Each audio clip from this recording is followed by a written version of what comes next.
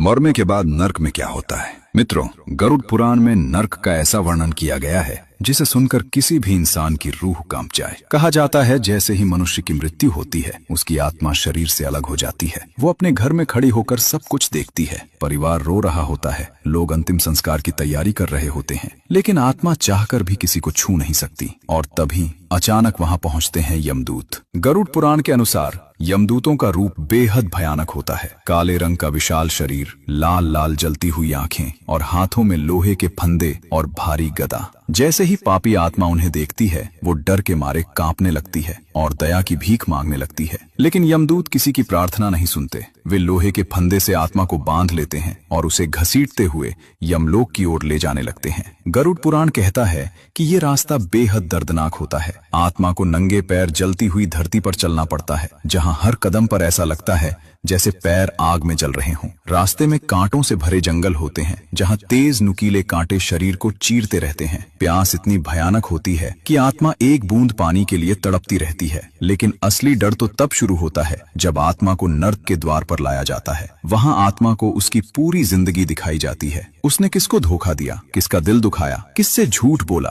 सब कुछ। और फिर शुरू होती है नर्क की भयानक सजा। गरुड़ पुराण बताता है कुछ पापियों को जलती हुई आग में डाल दिया जाता है, कुछ को उबलते तेल के कड़ाह में फेंक दिया जाता है और कुछ को तेज धार वाले हथियारों से भरे रास्ते पर दौड़ाया जाता है। वहां दर्द इतना भयानक होता है कि आत्मा चीख चीख कर दया की भीख मांगती है। उस समय आत्मा को अपने हर पाप याद आते हैं और वो रोते हुए सिर्फ एक ही बात कहती है, काश मैंने जिंदगी में पाप न किए होते। मित्रों, गरुड़ पुराण हमें डराने के लिए नहीं बल्कि सचेत करने के लिए ये सब बताता है। इसलिए आज से ही कोशिश करें किसी का दिल न दुखाएं, किसी के साथ अन्याय न करें और जितना हो सके अच्छे कर्म करें। क्योंकि याद रखिए, मृत्यु के बाद इंसान के साथ उसका धन नहीं, सिर्फ उसके कर्म ही जाते हैं। भगवान श्री हरि विष्णु के लिए वीडियो को लाइक शेयर जरूर करें।